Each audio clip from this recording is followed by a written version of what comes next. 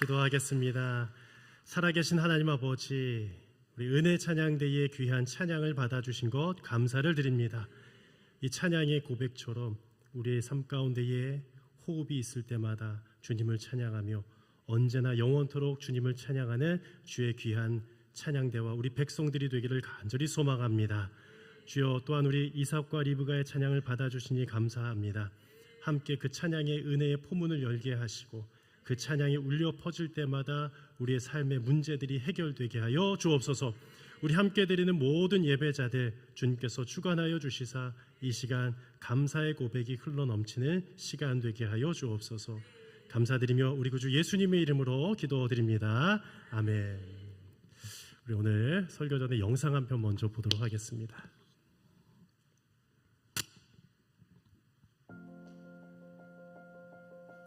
생일파티 하게 해주셔서 감사합니다. 생각나네요. 비상사태가 안 나서 감사해요. 축구할 때 안 다치게 해주셔서. 하나님의 지혜로 공부를 잘할 수 있어서 감사했어요. 제 생일 때 생일 처음으로 에버랜드에 가서 티익스프레스를 탔던 게 제일 감사합니다. 매주 교회를 나올 수 있음에 감사합니다. 중학교에 가서 적응을 잘 할 수 있게 해주셨던 것 같습니다. 매일매일은 PT를 통해 말씀을 가까이 하게 해주심에 감사합니다. 저희 둘째를 기다렸는데 가장 좋은 때 해주셔서 너무 감사합니다. 다니가 건강하게 태어나게 해주셔서 감사드리고 저희 가족과 부모님 모두 건강하셔서 감사드립니다. 하나님이랑 손잡고 초등학교에 가면 좋겠어요. 하나님 안에 행복하고 건강하게 기대합니다. 하루하루를 믿음으로 성장해 나가는 26년을 기대합니다. 2026년에는 감사함이 습관이 되어서 감사에 감사할 수 있는 한 해가 되기를 바랍니다.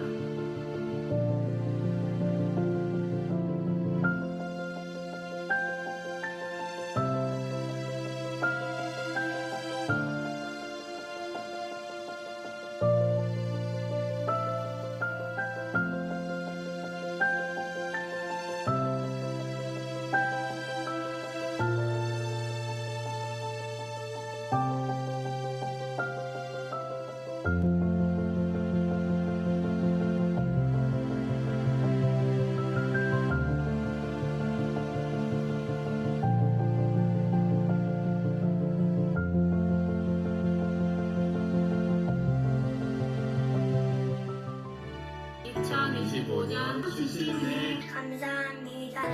2026년 감사합니다.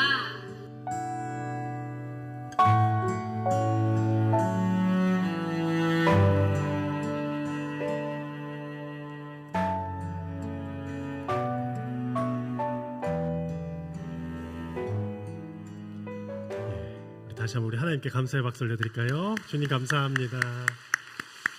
우리 영상을 또 우리가 잘 또 준비했는데 우리 아이들 너무 귀엽죠? 네, 그 아이들의 고백이 참 순수한 것 같아요. 그리고 어릴 때일수록 감사가 더 많이 나오는 것 같습니다. 작은 거 사소한 것 하나에 감사할 수 있었던 그때가 우리들은 언제였는가라는 생각을 한번 해보게 돼요. 여러분들, 제가 한번 질문을 드리겠습니다. 오늘 감사하세요? 아니면 감사하지 못하는 상황 가운데 계십니까? 우리가 몸이 아프고요, 참 여러 가지 경제적인 어려움이 있게 되고 또 여러 가지 관계적인 어려움이 있게 되면 신앙이 약해지는 것뿐만 아니라 감사가 잘 나오지 않게 됩니다. 감사의 재발견이라는 책이 있는데요, 그 책에 이제 7장 챕터 7에서 이런 질문이 있어요. 좀 재미있는 질문인데, 여자와 남자 중 누가 더 감사를 잘할까? 우리 아까 1, 2부 때도 어떻게 대답이 나왔을까요? 여러분 누구라고 생각하세요? 아까 1, 2부 때도 여성분들만 대답을 하시더라고요. 남성분들은요 이제 과묵하고 진중하시고. 근데 실제로 약간의 이제 차이긴 하지만 이 존 템플턴 재단에서 미국에 있는 2,000명의 이제 사람들을 이제 남녀로 구분해서 절반을 딱 나눴겠죠. 누가 더 감사를 잘할까 깊은 심층 조사를 했습니다. 그런데 여성의 52%가 감사를 자주 표현한다. 그리고 남성의 한 44% 정도가 표현을 한다라고 했습니다. 미세한 차이긴 하지만 이 한 8% 정도의 차이가 생각보다 크다라는 거예요. 그리고 두 번째로 내 인생엔 감사할 것이 많다라고 생각한 분들이 여성은요 64%나 되었고 남성분들은 한 50% 정도 되었다고 합니다. 물론 이것을 절대화할 수는 없을 겁니다. 그리고 이 연구자들도요 꼭 여성이 꼭 그렇다라고 정의하지도 않았어요. 어떤 환경과 상황 속에서는 남성분들이 더 감사할 수도 있다라고 이렇게 이야기를 합니다. 그럼에도 불구하고 이렇게 조사가 나왔는데 그 이유에 대해서 여러 가지 항목들을 조사해 보니까 이런 이유가 있었어요. 첫 번째로 남성들에게는 이 경직된 심리적인 이 마음이 있다라는 거예요. 이 사회생활을 하다 보면은 좀 이렇게 남성들과의 좀 여러 가지 신경전도 있고 또 괜히 말을 함부로 했다가 나에게 불이익이 당할 것 같은 그런 경험들을 하게 됩니다. 그래서 어딜 가나 조금 더 이렇게 경직되어 있는 것 같아요. 그리고 두 번째 이유는요. 내가 누군가로부터 이런 감사한 일을 받았을 때에 내가 땡큐 감사한다고 고백하면요. 내가 그 사람의 밑으로 들어간다고 생각을 해요. 이런 생각을 가진 분들이 있었더라고요. 그 조사 결과에도 그렇게 나왔습니다. 그리고 심지어 이 감사를 받았을 때 그것이 감사 부채로 여겨진다는 겁니다. 내가 꼭 또다시 갚아야 된다는 생각 가운데에 많은 남성들이 아직 갇혀 있다는 것이죠. 하지만 이 연구 결과에서 한 가지 분명한 사실을 밝히고 있습니다. 무엇이냐? 감사를 표현하지 않는 사람이 감사의 유익을 가장 많이 잃는다는 거예요. 즉 이 말의 뜻은 아시겠죠? 감사를 표현하지 않는 사람, 그 사람은 이 감사의 유익을 경험하지 못한다는 것입니다. 왜냐하면 이 감사는 단순한 이 미덕을 뛰어넘어서 이 관계를 붙잡아주는 사회적인 접착제다라고 이 논문에서 이야기하고 있어요. 따라서요, 우리 개인과 개인뿐만 아니라 어떤 회사나 공동체에서도요, 감사가 많은 공동체가 있습니다. 그리고 실제적으로 어떤 회장님이나 사장님이 감사 훈련을 일부러 시키는 공동체도 있습니다. 제가 또 여러 가지 또 책들을 읽다가 원주에 있는 한 용인에 있는 교회인데요. 이 교회 목사님이요 한 책을 쓰셨어요. 근데 이 교회가 분열 가운데 있었고 어려움 가운데 있었는데요. 그 목사님이 부임하자마자 다른 것 한 것이 아니라 다른 훈련한 것이 아니라 감사 훈련을 하셨다라는 거예요. 어떤 감사를 했을까요? 예배 드릴 수 있음에 감사합니다. 아주 단순하죠? 그리고 옆에 있는 우리 장로님, 권사님, 집사님이 있음에 감사합니다. 그리고 내가 일할 수 있음에 감사합니다. 아주 심플하고 단순한 명료한 것이지만 이 감사 훈련을 했는데 그 목사님이 부인하고 나서 10년 사이에 아니 이 오랜 기간 동안 놀라운 부흥의 역사를 허락해 주셨다라는 거예요. 그래서 발견한 거예요. 어떤 공동체든지 간에 감사가 필요하다라는 거예요. 가정이건 일터건 또 여러 가지 또한 회사건 교회이건 감사가 끊어지게 될 때에 그 공동체는 세워질 수가 없다라는 것입니다. 하물며 또한 우리 인간들은 하나님에 대해서 어떠한 고백이 있어야 될까요? 감사의 고백이 있어야 돼요. 그때 하나님과 우리 인간 사이의 관계가 회복이 된다는 것입니다. 오늘 말씀을 통해서 한 3가지 정도 좀 살펴보기를 원하는데요. 우리 첫 번째, 첫사랑을 놓치지 않으면 시험을 이기고 감사가 나오게 됩니다라는 겁니다. 우리 2절 말씀이었는데 2절 말씀 함께 읽어보겠습니다. 시작. 내 하나님 여호와께서 이 40년 동안에 내게 광야길을 걷게 하신 것을 기억하라. 이는 너를 낮추시며 너를 시험하사 내 마음이 어떠한지 그 명령을 지키는지 지키지 않는지 알려 하심이라. 오늘 이 말씀 처음부터 다시 띄워주시면 여호와께서 40년 동안에 이 광야길을 걷게 하셨다라는 거예요. 이스라엘 백성들에게 있어서는요, 이 40년이라는 이 광야길이 반드시 필요했습니다.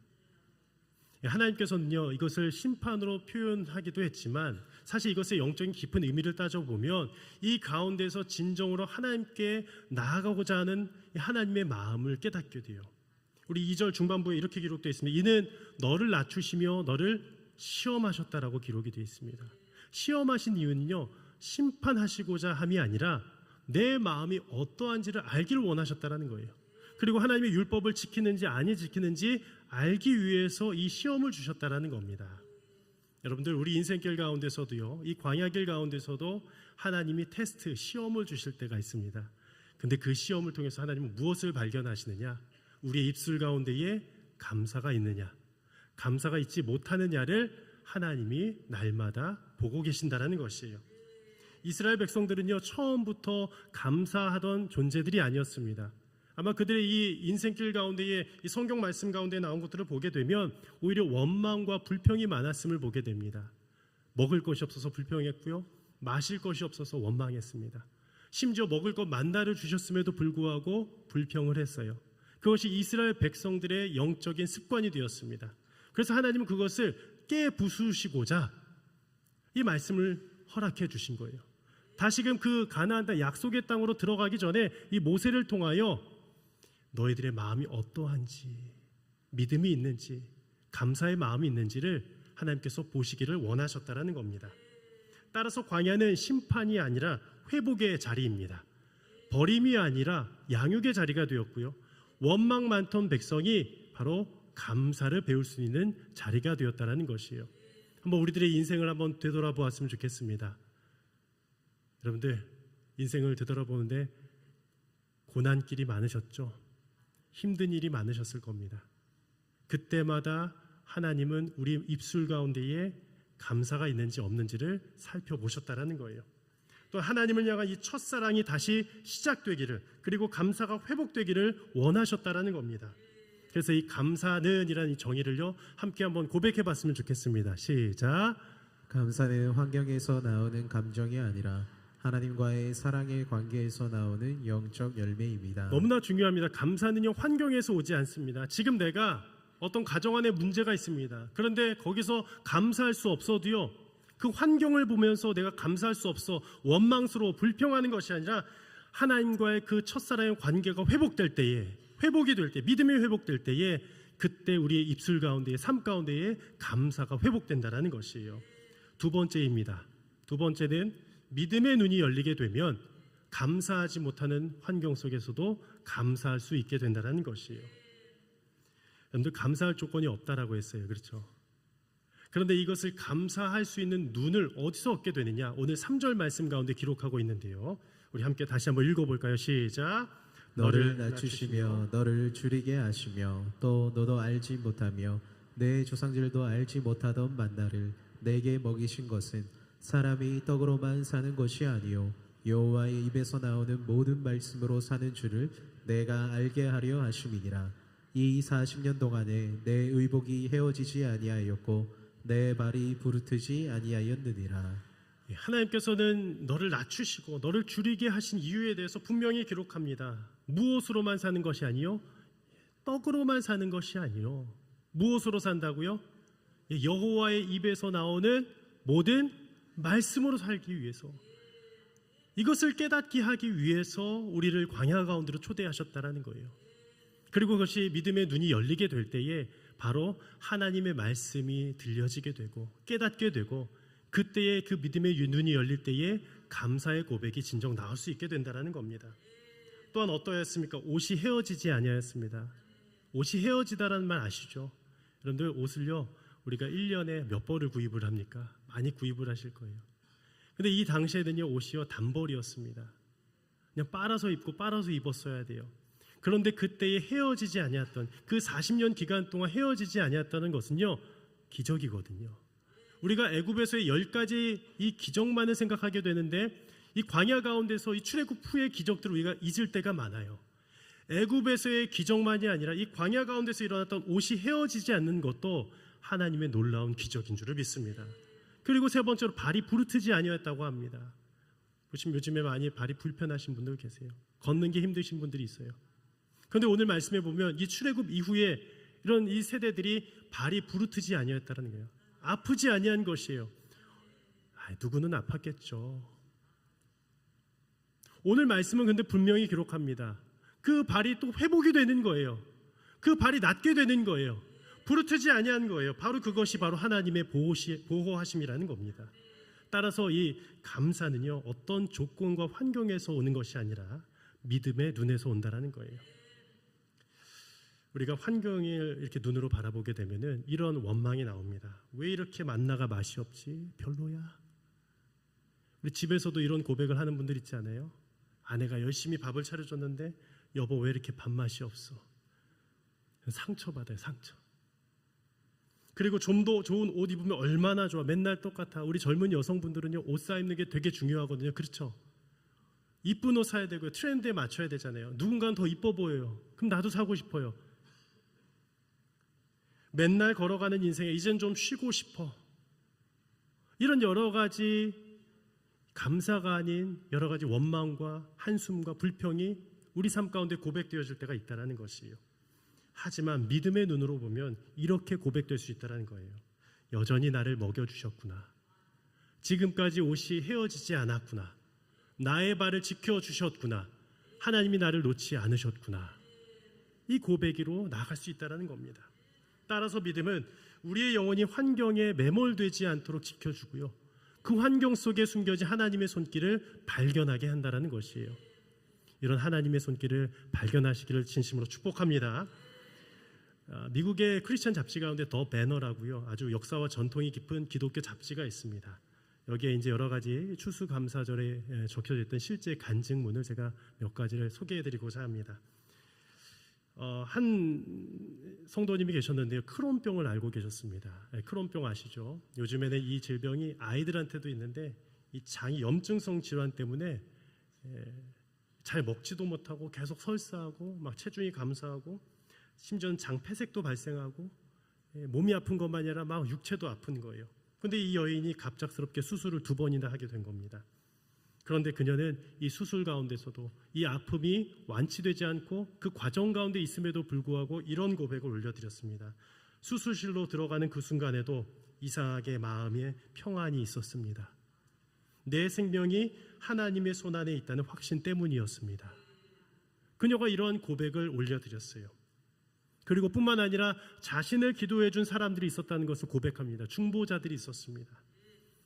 얼마 전에 그 유열 씨 아시죠? 가수요. 아마 우리 좀 다들 대부분 아실 텐데요. 근데 유열 씨가 전도사님이 되셨더라고요. 원천 침례교회의 전도사님으로 사역을 하시더라고요. 그런데 그분이 최근에 갑자기 급성 폐렴으로 돌아가실 뻔했었어요. 그래서 새롭게 하셔서 나오셔서 간증을 하셨는데 그때 그 과정들에서 정말 길게 자세하게 설명을 하시다가 맨 마지막 부분에 울컥하시는데 언제 오셨느냐? 본인들을 위해서 기도해 줬던 분들 그 이름들을 한 명 한 명씩 적기 시작했대요. 중보자들의 명단들을. 그런데 막 울기 시작했다라는 거예요.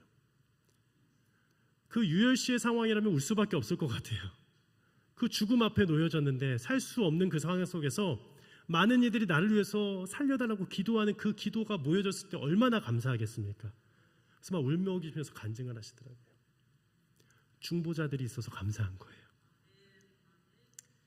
미국의 또 다른 여성인 이 한 여성은 이 가업인 돼지 농장을 운영을 했었는데요. 집도 일터도 그리고 모든 것도 다 잃어버리는 상황이 되어버렸습니다. 절망적인 여름을 보내게 되었는데 그녀는 또 이렇게 기록하였습니다. 지난 여름은 제 인생 가장 힘든 시간이었습니다. 하지만 그 과정에서 저는 감사할 이유를 발견했습니다. 친구와 가족, 이웃, 심지어는 처음 보는 16살 소년까지 우리 가족을 돕기 위해 달려왔습니다. 사람들을 통해 하나님이 얼마나 우리를 사랑하신지 보았습니다. 아멘. 힘든 상황 가운데서 누굴 주셨어요? 중보자뿐만 아니라 그들이 실제적인 도움을 주기 시작한 거예요. 그런 도움이 있을 때에 하나님께 감사할 수 있겠죠. 마지막으로 한 3번째 여인을 한번 소개해드리겠습니다. 멕시코에서 선교를 마치고 막 귀국을 했습니다. 그리고 미국으로 돌아와 취업을 준비해야 되는데 첫 월급이 나오기 전에 집세가 없는 거예요. 미국은 집세가 어마어마하잖아요. 그런데 막막한 마음에 기도를 하는데 한 우체통에 이 소포가 들어온 거예요. 뜯어보니까 미시간에 살고 있던 한 친한 친구였습니다. 그런데 그 안에 보니까 집세와 정확히 똑같은 금액의 수표가 들어있는 겁니다. 너무 놀란 거예요. 그녀가 요청하지도 않았는데 기도만 했는데 그것이 들어있었고 그 편지를 읽어보니 이런 내용이었습니다. 너가 다시 자리를 잡는 데 도움이 될 것 같아서 보내. 기쁨으로 사용했으면 좋겠어. 여러분들 이러한 기도 가운데에 응답받을 때에 얼마나 감사할 것 같아요. 근데 이들의 공통점은 하나입니다. 무엇이냐? 환경이 감사해서가 아니에요. 광야 같은 환경 속에서도 하나님이 함께 하신다는 그 관계의 감사를 경험했다라는 거예요. 여러분들 하나님을 바라보는 그 믿음의 눈이 열리시기를 바랍니다. 우리 마지막 3번째는요. 함께 읽어볼까요? 시작. 감사하면 하면 아름다운 땅에 살게 되며 삶이 풍족해집니다. 여러분들 감사는요. 결국에는요. 우리의 환경, 이 지독한 그리고 어려운 환경을 뛰어넘게 하는 영적인 풍요로 들어가게 하는 하나님의 능력이 됩니다. 그 키고 열쇠인 거예요. 우리가 감사하지 않고 원망하고 불평하면요, 어떤 문을 열게 되느냐? 원망과 불평을 통한 그 인과적인 결과의 문들이 열리기 시작해요. 더 안 좋은 일들이 옵니다. 내 삶이 더욱더 비참해집니다. 그런데 감사의 문을 열 때에 어떻게 되냐? 입술로 고백하고 마음으로 진정 감사할 때에 하나님이 더 축복과 은혜를 허락해 주신다는 것이에요. 7절부터 9절까지 제가 읽어드리겠습니다. 내 하나님 여호와께서 너를 아름다운 땅에 이르게 하시나니 그곳은 골짜기든지 산지든지 시내와 분천과 샘이 흐르고 밀과 보리의 소산지요 포도와 무화과와 석류와 감람나무와 꿀의 소산지라. 9절은 함께 읽어볼까요? 시작. 내가 먹을 것에 모자람이 없고 내게 아무 부족함이 없는 땅이며 그 땅의 돌은 철이요 산에서는 동을 캘 것이라. 내가 먹을 것에 모자람이 없겠다라는 거예요. 내게 아무 부족함이 없겠다라는 것이에요. 여러분들, 이것은요, 우리가 실제적인 우리의 풍요로움을 뛰어넘어서 무엇을 뜻하느냐? 주께서 내 마음에 두신 기쁨은 곡식과 포도주의 열매보다 더하다라고 시편 말씀에 기록된 것처럼 우리 마음 가운데 참된 감사와 기쁨, 영적인 회복이 일어나는 것을 하나님이 우리들에게 예비해 두셨다는 것입니다. 따라서 감사를 배운 자에게 아름다운 땅을 주시겠다 약속해 주셨어요. 제가 한 가지 오늘 간증만 하고 마치겠습니다. 지난 우리 금요일 새벽에 제가 짧게 고백을 했는데 이번 주에 병상 세례가 2번이 있었거든요. 하나님께서 우리 성도님들의 마음을 열어주셔서 사실 받을 수 없는 환경과 상황인데 같이 병원에 가서 세례 베풉시다 해서 시간을 잡아서 나아가게 되었습니다. 또 여기 가까운 온누리 요양병원에 가게 되었는데 우리 한 권사님의 남편분이 위독하셔서 병상 세례를 베풀었어요. 참 은혜 가운데 베풀었습니다. 잘 의식도 없는 상황이라 많이 표현하지 못하셨지만 그 가운데 하나님께서 구원해 주신 줄 믿습니다. 그리고 나서 제가 이제 이 병상 세례를 마치고 나오려고 하는데 가운을 벗으려고 하는데 하나님이 제 마음 가운데 뒤를 돌아서라는 거예요. 근데 옆에 보니까 환자가 한 분 누워 계시는데 저랑 눈이 딱 마주쳤습니다. 옆에는 아내분이 서 계셨는데 이 불교의 묵주를 차고 계셨어요. 사실 그래서 타종교 분이시기도 하고 제가 마음에 좀 고민이 됐어요. 저분에게 지금 세례를 베풀어야 되나? 근데 가라는 거예요. 제가 그래서 말씀드렸어요. 그 어르신에게 혹시 예수님 믿으십니까? 말씀드리니까 안 믿으신대요. 그래서 제가 혹시 예수님 믿으시길 원하세요? 지금 너무 힘드신 것 같은데 천국 가셨으면 좋겠습니다. 그러니까 거기 요양병원이기 때문에 다 기도삽관하셔서 말씀을 못 하세요. 그리고 제가 복음을 전했습니다. 요한복음 3장 16절 하나님이 세상을 이처럼 사랑하사. 그 성도님의 이름을 제가 말씀을 들었어요. 김현곤 성도님이세요. 불교셨어요. 교회 한 번도 안 나오세요. 성도님을 사랑하사 독생자를 주셨습니다. 십자가에 달리시고 부활하게 하셨습니다. 이를 믿으면 지옥이 아니라 천국으로 가는 줄 믿으시길 바랍니다. 꼭 믿으세요.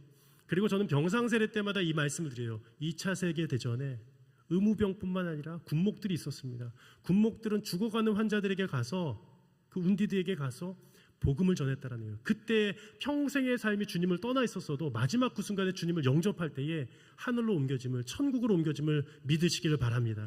제가 그 얘기까지 드렸어요. 그 복음을 전했을 때 어떻게 했는지 아세요? 목소리가 안 나오는데 아멘을 연달아 3번을 하시더라고요. 3번은 참 의미가 깊은 것 같아요. 확증이거든요, 사실은요. 그런데 더 놀라운 것은요, 마치고 나왔는데 아내분이 묵줄 차고 계시는데요, 그 아내분이요 기분이 맨 처음 상할 줄 알았어요. 맨 처음 좀 주저하다가 나중에 저희가 갈 때 90도로 인사하면서 감사합니다라고 고백을 하시는 거예요. 할렐루야, 할렐루야. 주님이 역사한 줄을 믿습니다. 여러분들, 복음은요 시급합니다. 오늘도 이 감사의 날에 또 복음으로요. 왜냐하면 복음에서 감사가 나오기 때문이에요. 저는 여러분들 이것을 경험하셨으면 좋겠어요. 오늘도 말씀드린 것처럼 이 광야 가운데서 그들이 구원의 길로 나아갈 때에 그 가나안 땅 약속의 땅이 참된 구원을 의미하는데, 하나님 나라를 의미하는데, 그때의 이 백성들 마음 가운데 믿음이 없는데 그 믿음이 왜 없었을까요? 원망과 불평 때문이었어요.